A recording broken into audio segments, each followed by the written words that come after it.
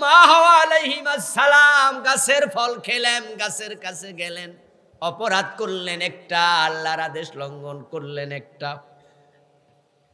একটা কবিরা গুনাহ করলেন, করার সাথে সাথে জান্নাতের পোশাক খসে পড়ে গেল। কোরআনের মাঝে আল্লাহ তাআলা বলে, আদম হাওয়া ও গাছের কাছে যেও না, ফাতাকুনা মিনাজ জালিমিন, গেলে কি হইবা? জালেম। শব্দটা কিন্তু হালকা শব্দ না, অনেক ভারী শব্দ। হযরত আদম মা হাওয়া তারা গেলেন, জান্নাতের পোশাক খুলে গেল, লজ্জাস্থান প্রকাশিত হলো। পাতাফিকা ইয়াখসিফান মিন ওয়ারাকিল জান্নাহ, তারপরে জান্নাতের গাছ থেকে পাতা ছিঁড়া নিজের লজ্জাস্থান ঢাকতে শুরু করলো। এই কথাগুলো আল্লাহর কোরআনে আছে না নাই? শব্দের দিকে খেয়াল করেন। প্রথম শব্দ হলো গাছের কাছে যাইও না, গেলে জালেম হইবা। তারপরে কয় শয়তান তাদেরকে ধোঁকা দিয়া দিছে, তারা গাছের ফল খাওয়াতে লজ্জাস্থান প্রকাশিত হইছে, কাপড় চোপড় খুইল্লা গেছে। তারপরে জান্নাতের পাতা লইয়া লজ্জাস্থান ডাকতেছে। আমাদের বাবার গায়ে কাপড় নাই, জান্নাতের কাপড় খুলে গেল। আমাদের মা হাওয়ার গায়ে কাপড় নাই, জান্নাতের কাপড় খুলে গেল। আল্লাহ কোরআনের মাঝে কাহিনীগুলো ছেলেদেরকে শোনাইতেছে যে তোমাদের বাবার গায়ে জামা নাই। আল্লাহ কোরআন আয়াত নাজিল করে আমাদের শোনায়, তোমাদের মায়ের গায়ে কাপড় নাই, জান্নাতের কাপড় আমি খুলে নিছি। মা বাবার বদনাম করার জন্য আল্লাহ আয়াত নাজিল করছে? মোটেও নয়, মোটেও নয়।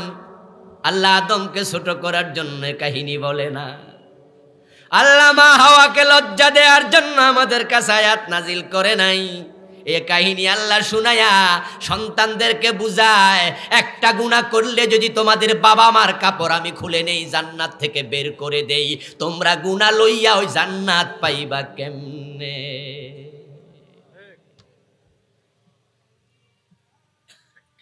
আদম এবং হাওয়া আলাইহিস সালাম আল্লাহ কয় জান্নাত থেকে বেরিয়ে যাও, দুনিয়ায় চলে যাও। ও আমার ভাইয়েরা, একটা গুনাহ করার পরে আল্লাহ জান্নাত থেকে বের করে দেয়, জান্নাতের পোশাক খুলে দেয়। আমার আলোচনা শুরুতে আপনাদেরকে বলেছি আমাদের লাস্ট ডেস্টিনেশন হলো কি? জান্নাত। আমাদের জীবনের চূড়ান্ত লক্ষ্য কি? ওই জান্নাতে আমাদের যেতেই হবে। যে জান্নাত পায় নাই তার মতো কাঙ্গাল আর কেউ নাই। ওই জান্নাত যদি পেতে চান, বাবা আদম মা হাওয়া থেকে শিক্ষা আমাদের নিতে হবে। আমল নামে কবিরা গুনাহ রাখা যাবে না। এখন গুনাহ এমন এক জিনিস যেটা থেকে বাঁচাও যায় না, আপনি চাইলেও বাঁচতে পারবেন না। আল্লাহর নবীগণ ছিলেন মাসুম, গুনাহ থেকে তাদেরকে বাঁচাইতো কে? এখন আমাদেরকে আল্লাহ কি বাঁচায়নি এরকম? আমরা কি মাসুম নাকি? না। হযরত ইউসুফ আলাইহিস সালাম জুলাইখার সামনে যখন গেছে, অন্দর মহলে জুলাইখা ইউসুফ নবীকে ডাইকা নিছে। শুনছেন না এগুলো? ডাইকা নিয়ে কি করছে? আল্লাহ কোরআনে বলে, ওয়াগাল্লাকাতিল আবওয়াবা ফাকালাত হাইতা লাক। ওই মহিলা ঘরের দরজা বন্ধ করে দিয়া কয়, ইউসুফ কাছে আসো। নাউজুবিল্লাহ পড়ে। সুন্দরী জুলাইখা ঘরের দরজা বন্ধ করে ইউসুফকে কাছে আসো, আমি তোমার ইউসুফ, যা মনে চায় তাই করো। ইউসুফ নবী ওই জুলাইখার দিকে হাত বাড়াইছে না দৌড় মারছে? দরজার দিকে দৌড়াইলো। আল্লাহ দরজা খুলে দিল, তিনি বের হয়ে চলে গেলেন। হযরত ইউসুফকে জুলাইখা ষড়যন্ত্র করে জেলটাও খাটাইলো, বিনা দোষে জেল খাটছে, ঠিক কি না? সব জেলখানার কয়েদি দোষী না রে, দোষী না, দোষী না। বিনা দোষেও জেল খাটা লাগে।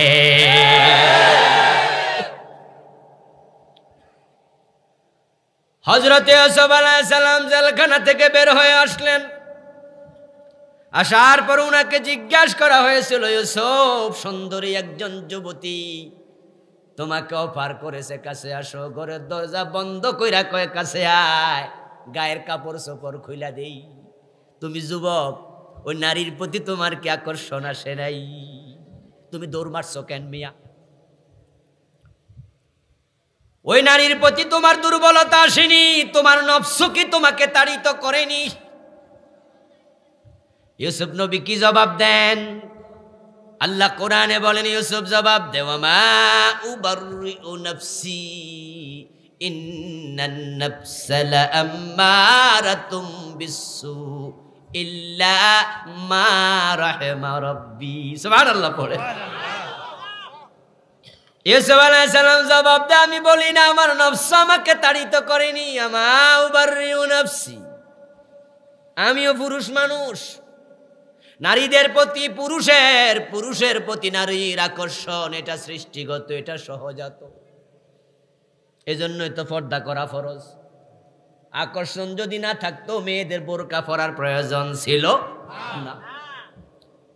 ইউসুফ আলাইহিস সালাম বলে, আমি বলি না আমার আকর্ষণ ছিল না, বরং আমি বলি নফসে আম্মারা মানুষকে খারাপ কাজে উত্তেজিত করে।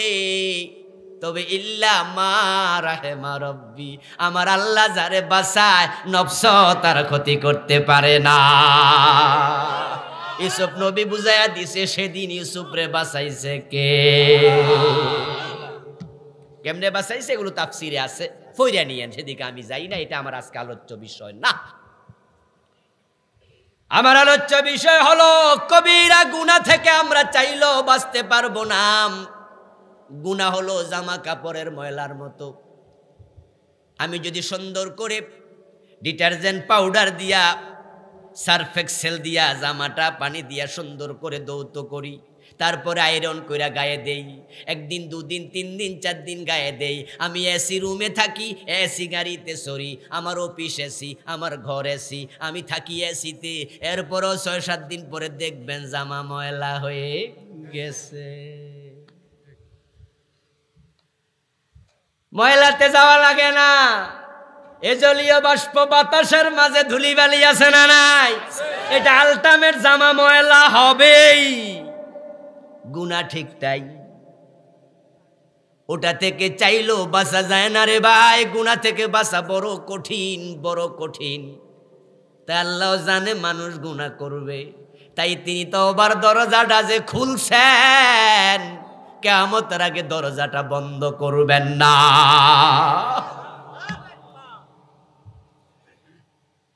কিয়ামতের আগে পশ্চিম দিক থেকে যেদিন সূর্য উঠবে, সেদিন তওবার দরজা বন্ধ হয়ে যাবে। ওই ওঠার আগ পর্যন্ত দরজাটা খোলা থাকবে। এবার আপনাদের সবার মুখ থেকে আমি জানতে চাই, আজকের এই দিনে এই সময়ে তওবার দরজা খোলা আছে না নাই? তো গুনাহ নিয়া বইসা আছো কেন? দরজা তো খোলা। ইল্লা মান আমানা ওয়া আমিলা আমালান সালিহান ফাউলাইকা ইউবাদদিলুল্লাহু সাইয়্যাতিহিম হাসানাত। আল্লাহ কুরআন মাজিদে বলেন, ও আমার গুনাহগার বান্দারা শোনো, তোমরা যদি তাওবা করো তাহলে আমি শুধুমাত্র তোমার গুনাহই মাফ করব না, যে পরিমাণ গুনাহ করছিলা ওই পরিমাণ ওই পুরাটারে সওয়াব বানায়া দেব। ইউবাদদিলুল্লাহু সাইয়্যাতিহিম হাসানাত। যেই পরিমাণ গুনাহ ছিল আমি গুনাহটারে সওয়াব বানায়া ছেড়ে দেই। এরপরও মানুষ যদি কবিরা গুনাহ নিয়ে মরে, আল্লাহর দোষ দেবেন কেমনে? আমার ভাইয়ারা, মানুষ গুনাহ করবে। বাবা আদম রে দিয়ে আল্লাহ তাআলা জান্নাতে শয়তান লাগাইছেন, পিছনে শয়তান ধোকায় ফেলছে। জান্নাতের ওই দরজার মাঝ পর্যন্ত, দরজার কাছ পর্যন্ত যাইয়া বাবা আদম মা হাওয়াকে ধোকা দেওয়ার ক্ষমতা শয়তান রে দিছিল কেডা? শয়তান আদম এবং হাওয়ারে ধোকা দিছে। وقاسمهما وقال إني لكما لمن الناصحين। সুবহানাল্লাহ পড়ে। বাবা আদম জান্নাতে, মা হাওয়া জান্নাতে।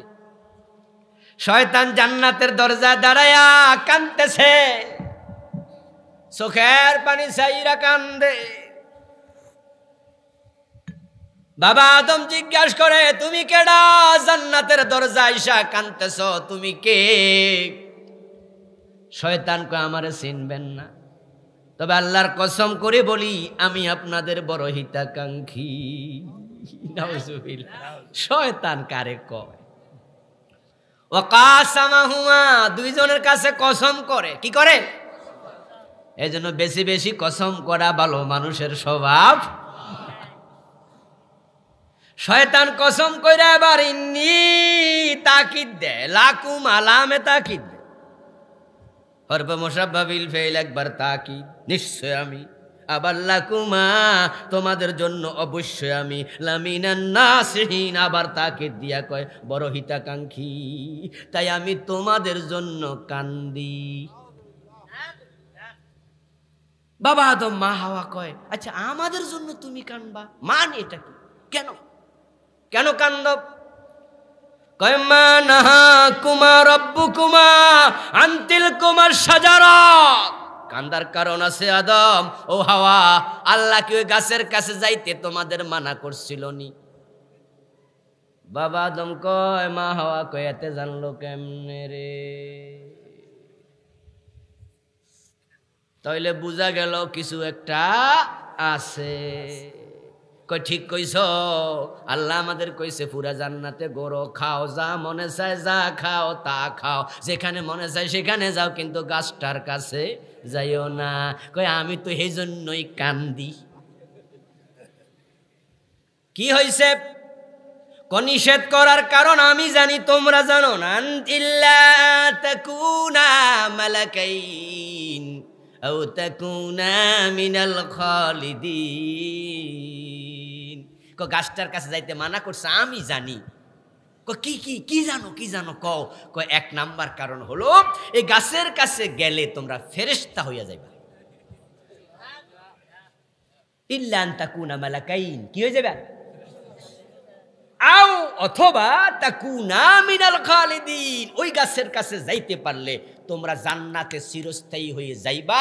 আল্লাহ তোমাদেরকে ফেরেশতার সম্মানও দিতে চায় না, জান্নাতও চিরদিন রাখতে চায় না, তাই গাছের কাছে যাইতে মানা করছে। আসল কথা আমি কইয়া দিলাম।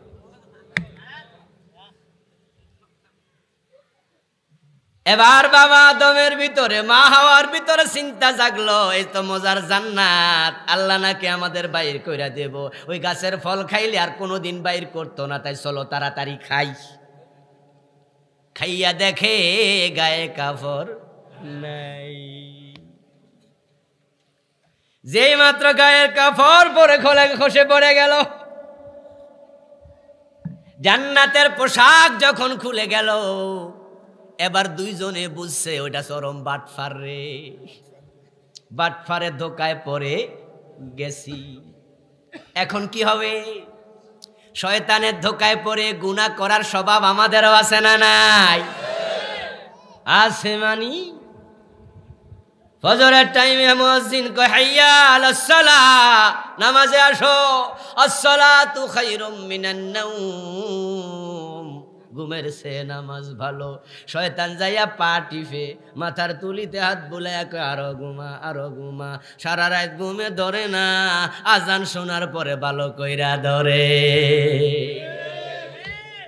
যে কোনো কারণে রাতে ঘুম হয় না, এফোস এফোস করতেছেন, আজান হওয়ার পর দেখবেন সুন্দর ঘুমাইছে। শয়তান আপনারা কয় আরো ঘুমা, পায়ে মালিশ করে দি। ও বন্ধু, কথা ছিল ওই টাইমে কম্বলে লাথি মাইরা উঠে যাওয়া, কিন্তু না, উঠে ঘুমাইয়া ফজর কাজা করে এমন লোক আছে না নাই? শয়তানের ধোকায় পড়া ফজর কাজা। শয়তানের ধোকায় পড়া জীবনে কোনোদিন সিগারেট খায় নাই, কিন্তু কলেজে যাইয়া কিছু মানব শয়তানের ধোকায় পড়া গাঁজা খায় এমন ছেলে মেয়েও আছে না না? মিনাল জিন্নাতি ওয়ান নাস আল্লাযী ওয়াসওয়িসু ফী সুদুরিন নাস মিনাল জিন্নাতি ওয়ান নাস। খান্নাস শুধুমাত্র জিন নয়, কিছু মানুষও আছে খান্নাস। কিছু মানুষও আছে শয়তান, যারা আপনার কাছে আসবে, এসে আপনার কলেজার টুকরা সন্তানটার সাথে মিশা তারে মদখোর বানায়া ছাড়বে। কার সাথে মিশতেছেন বুঝবেন, সাবধান। শয়তান বাবা আদমকে মা হাওয়াকে গুনাহগার বানায়া ছেড়ে দিল। জান্নাতের কাপড় যখন খুলে গেল, ওনাদের বুঝতে আর সামান্য দেরি হয় নাই, আমরা তো ভুল করে ফেলেছি। এখন আমাদের কাজ কি? বাবা আদমের কাজ যেটা, সন্তান হিসাবে আমাদের কাজও সেটা। ওনারা দুজনে কি করলেন? মনে মনে নিজকে অপরাধী ভাবলেন। জান্নাতের কাপড় খুলে গেছে, গাছের পাতা লইয়া লজ্জার স্থান ডাকতেছে, নিজের মনের মাঝে অপরাধ প্রবণতা আসছে। ফাতালাক্কা আদামু মির রাব্বিহি কালিমাত, সুবহানাল্লাহ পড়েন। মানুষের অন্তরের মালিক কে? অন্তর্যামী কে?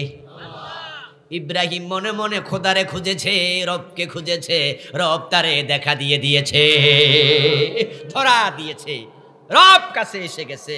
ইব্রাহিম আল্লাহকে খুঁজে পেয়ে গেছে। ইয়া কওমি ইন্নী বারিউম মিম্মা তুশরিকুন ইন্নী ওয়াজ্জাহতু ওয়াজহিয়া লিল্লাযী ফাতারাস সামাওয়াতি ওয়াল আরদা হানিফা। আমি সকালবেলা থেকে খুঁজেছি, গতকাল থেকে আমি খুঁজেছি। আমি তারকাকে দেখে আল্লাহ বলেছিলাম, রব বলেছিলাম, তারকা ডুবে গেছে, আমি বলেছি না এটা রব নয়। তারপর আমি চাঁদ দেখেছি, বলেছি এটা রব, পরে ডুবে গেছে, ভাবলাম রব নয়। পরে সূর্য দেখেছি, বলেছি হাদা আকবার, এটা বড়, এটা রব। পরে বুঝলাম এটাও না। আমার রবকে আমি খুঁজতেছি মনে মনে, আমার রব আমার কাছে পরিচয় খুলে দিয়েছেন, ও আমার জাতি, আমি আল্লাহকে চিনেছি। এই চাঁদ, এই সূর্য, এই তারকা, এই আকাশ, এই জমিন যিনি বানাইছেন তিনি আমার রব।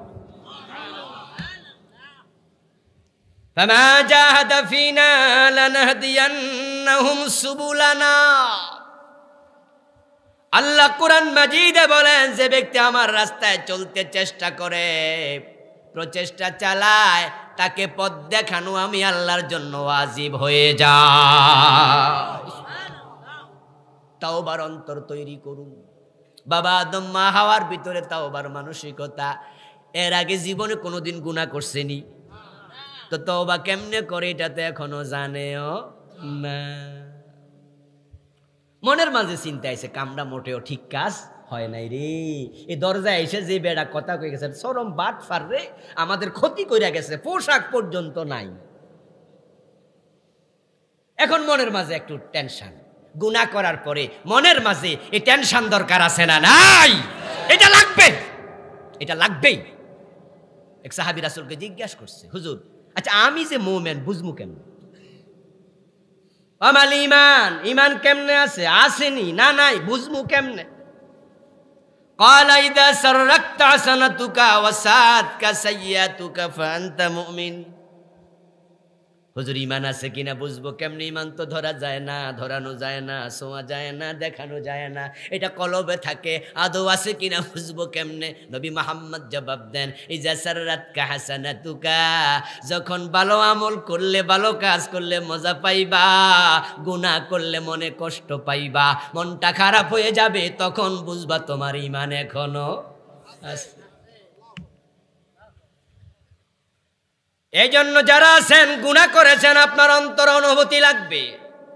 কিন্তু আমাদের দেশে এমন অনেক আল্লাহর বান্দা আছে, গুনাহ করছে করছে, মনে কোনো অনুভূতিও নেই। ঘুষ খাইতেছে, অক্সিজেনের চেয়ে বেশি খায়। ওরে বাবা, অক্সিজেন ছাড়া বাঁচবো মনে হয়, ঘুষ ছাড়া বাঁচবো না। জিজ্ঞাসা করে অফিসার, আপনি ডাইরেক্ট এইভাবে মানুষের সামনে অফেন গোশ খান কেমনে? মিয়া কি কন, 20 লাখ টাকা দিয়ে চাকরি নিছি। বুঝলেন কথা? 20 লাখ দিয়ে চাকরি নিছি।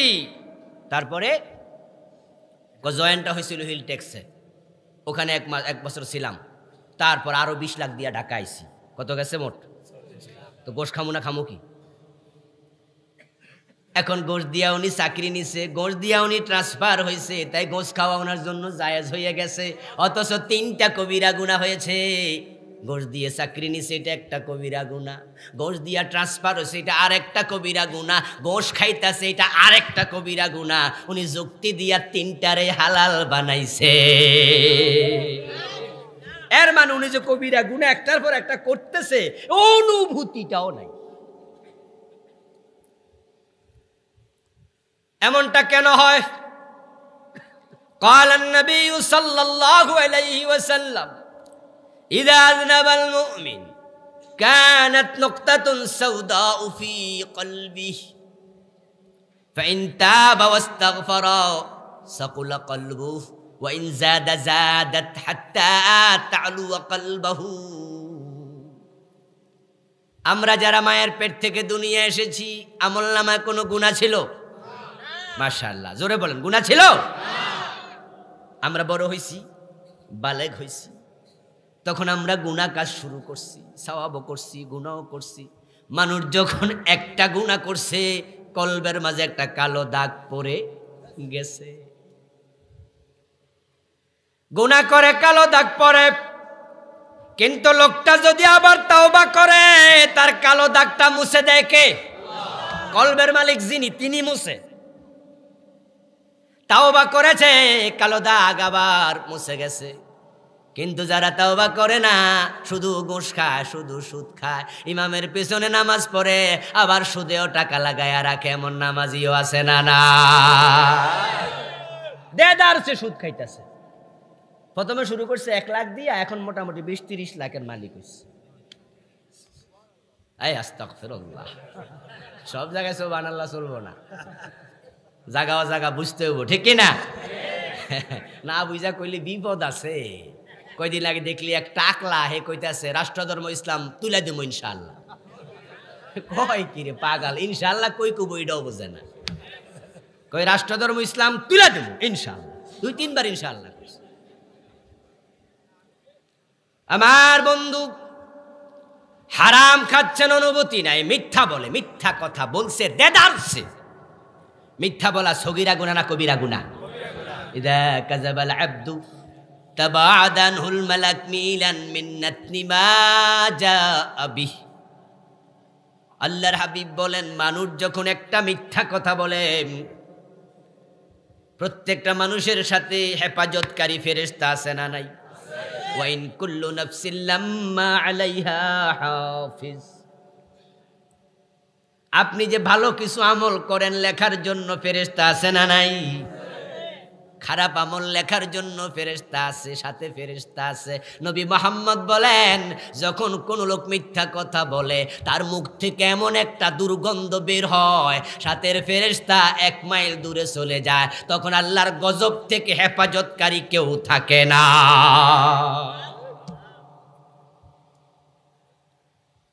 আমার ভাইয়েরা নিয়মিত মিছা কথা কয়। সকালবেলা দোকানে গেছে, ওজনে কম দেয়া শুরু করছে, রাতের 12টা পর্যন্ত ওজনে কম দিছে। কারণ হেতে যে বাটখারা বানাইছে এটা তো কম, বুঝেন না? অর্ডার দিয়া বানাইছে।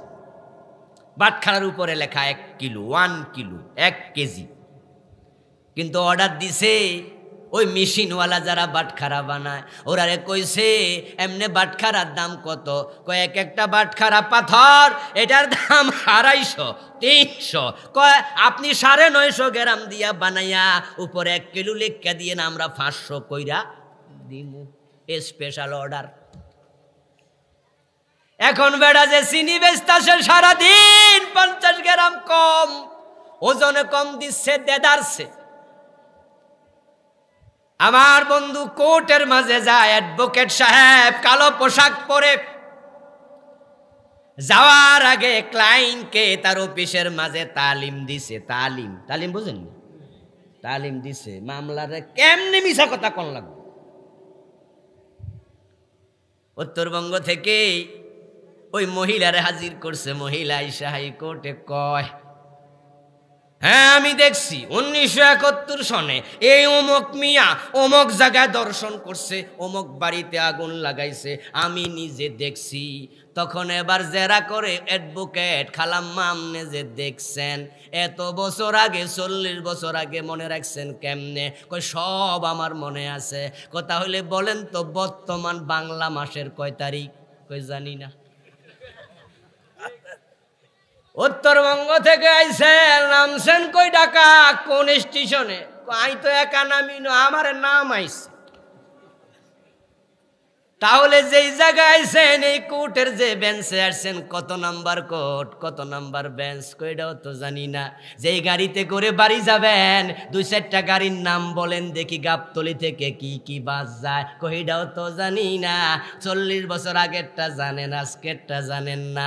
এর মানে হলো আদালতে কি মিথ্যা কথা বলা লাগবে, অনেক অ্যাডভোকেট তালিম দিয়ে আনে।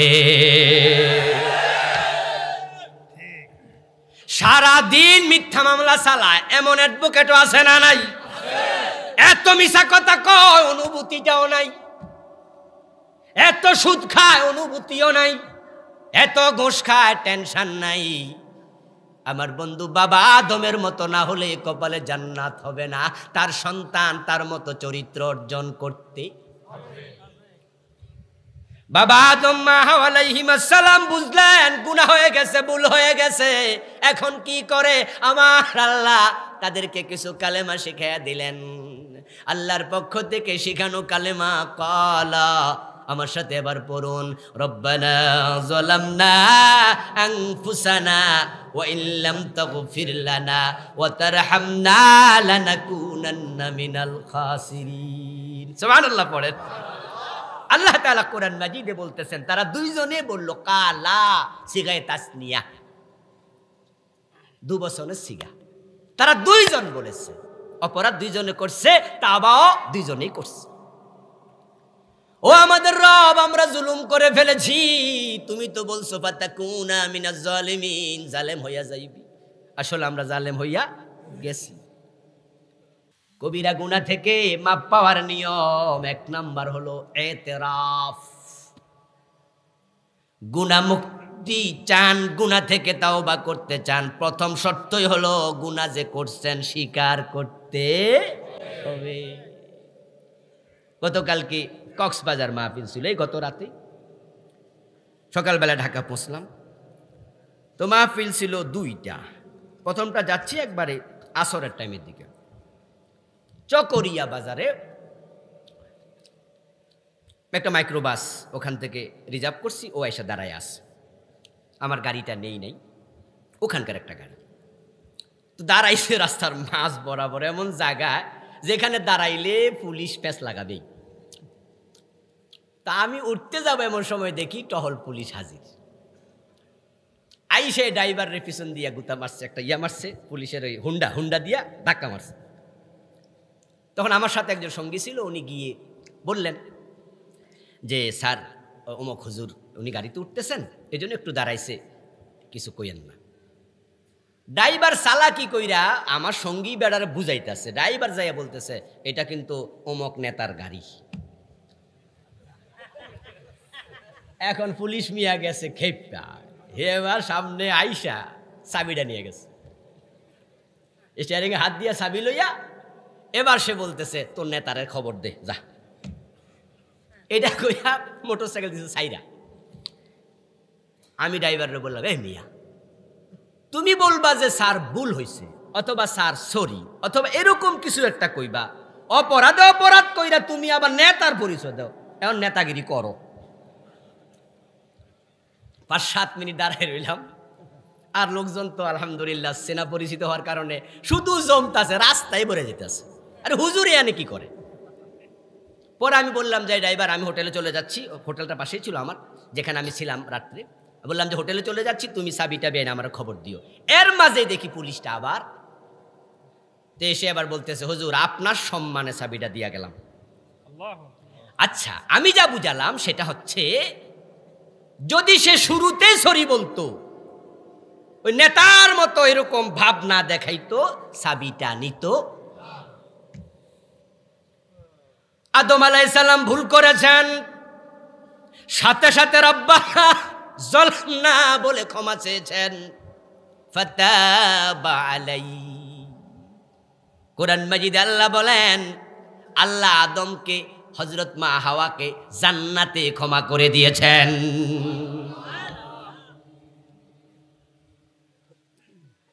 যদিও আমাদের দেশে আমরা শুনি তিনি দুনিয়ায় এসে 350 বছর কাঁদছে। একজন আইছে একবারে শ্রীলঙ্কার সিংহলে, আরেকজন জেদ্দাতে, কানতে কানতে 350 বছর পরে গেছে আরাফাতে, তারপরে আল্লাহ ক্ষমা করছে। এই কথাগুলোর কোনো হাদিস নেই, এগুলো জাস্ট কিচ্ছা কাহিনী। কোরআনের বক্তব্য হলো ফাতাবা আলাই, দুইজন তাওবা করেছে, আল্লাহ এত মেহেরবান 350 বছর ঘুরায় না, সাথে সাথে ক্ষমা করে দেয়। ফা কি হরফে আতফ, এখানে অনেক আলেম ওলামা, প্রিন্সিপাল মুহাদ্দিস, হরফে আতফ 10টা, ওয়াও ফা সুম্মা হাত্তা ইম্মা আম বাল্লা লাকিন, এগুলো নাহুর কিতাবে আপনারা সবাই পড়ছেন যারা আলেম ওলামা। ওয়াও লিল জামঈ, ফা লিল ফাওর, সুম্মা লিত তারাখি। ফা শব্দটা আসে কোনো কাজ করার সাথে সাথে আরেকটা কাজ হবে, সাথে সাথে হবে, দেরি হবে না। ফাতাবা আলাইহি, এই শব্দ প্রয়োগ করে আল্লাহ কোরআনে বুঝালেন আদম ক্ষমা চাইতে দেরি করছে, আমি ক্ষমা চাইছে আর আমি ক্ষমা করতে দেরি করি নাই।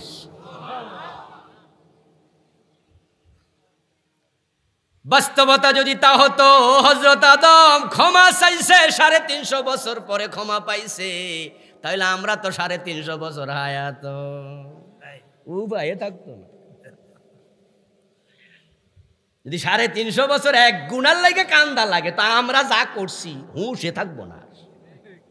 আল্লাহ রহমান, তিনি রাহিম, তিনি গফফার, তিনি তাওয়াব। সুবহানাল্লাহ পড়েন। ক্ষমা চাইতে হবে, ক্ষমা চাইতে হবে। এবার তার বিপরীতে যান যে ইবলিস বাবা আদম মা হাওয়াকে ধোঁকা দিছে, হে কি অপরাধ করে নাই? বাবা আদম মা হাওয়া কয়টা অপরাধ করছিল? কথা বলেন কয়টা? ইবলিসও করছিল কয়টা? আল্লাহ কই সেজদা কর ফেরেশতারা, ইবলিস করলো না। আল্লাহ জিগাইলো মা মানাকা লা তাসজুদা ইদা আমারতুকা, এ মিয়া ইবলিস মিয়া তুমি সেজদা করলা না কেন? যদি ইবলিস কইতো রব্বানা যালামনা, আল্লাহ ইবলিসেরও ক্ষমা করে দিত। কিন্তু হে আমার ড্রাইভারের মতো করছে, ঠিক না? ঠিক না? আল্লাহ কয় তুমি কেন সেজদা করলা না? হে কইতাছে হ্যাঁ খালাকতানি মিন নার ওয়া খালাকতাহু মিন তিন আনা খায়রুম মিনহু, আমি অমক, আমি সেরা। ওই যে অমকের গাড়ি। আল্লাহ কয় কেন সেজদা করলা না? এতেরাফ, এতেরাফ। প্রথম শর্ত হলো গুনাহ ক্ষমা পাওয়ার স্বীকৃতি দেয়া লাগবে। ইবলিস স্বীকৃতি দেয় নাই, আল্লাহ ইবলিসকে ক্ষমাও করে নাই। 2 নাম্বার হলো আন্নাদামা, লজ্জিত হওয়া। যে গুনাহগুলো আমরা করে ফেলেছি, আমরা আল্লাহর কাছে লজ্জিত হব, চোখের পানি ছেড়ে দেব। চোখের পানি ছাইরা যদি ক্ষমা চাইতে পারো আমার ভাই, তাহলে তিনি শুধু ক্ষমাই করে না, ওই যে কোরআনে বলছে নুদখিলকুম মুদখালান কারীমা, এটাই হাদিসের ব্যাখ্যা। নবী মুহাম্মদুর রাসূলুল্লাহ বলেন আল্লাহর বান্দা যদি চোখের পানি ছেড়ে দিয়ে কাঁদতে পারে, তার চোখের পানিটা যদি মাছির মাথা পরিমাণ ছোট হয়, হাত্তা ইউসিবা হাররা ওয়াজহিহি ইল্লা হারামাল্লাহু আলাইহিন নার, তার চোখের পানি গালে আসার সাথে সাথে আল্লাহ জাহান্নাম হারাম কইরা দেয়। এই জন্য যার যা গুনাহ আছে কানতে হবে, কানতে হবে, কানতে শিখুন। কিন্তু কান্দা কাটির কাছেও নাই, দুনিয়া মস্ত বড় খাও দাও ফুর্তি করো। ওয়ালিয়াদহাকু কালিলা ওয়ালিয়াবকু কাসীরা। পরিতাপ, পরিতাপ। আজকে হাসির মঞ্চ হয়ে গেছে মাহফিলগুলা, তো অনেক বক্তা শুধু হাসাহাসি করে, আছে না?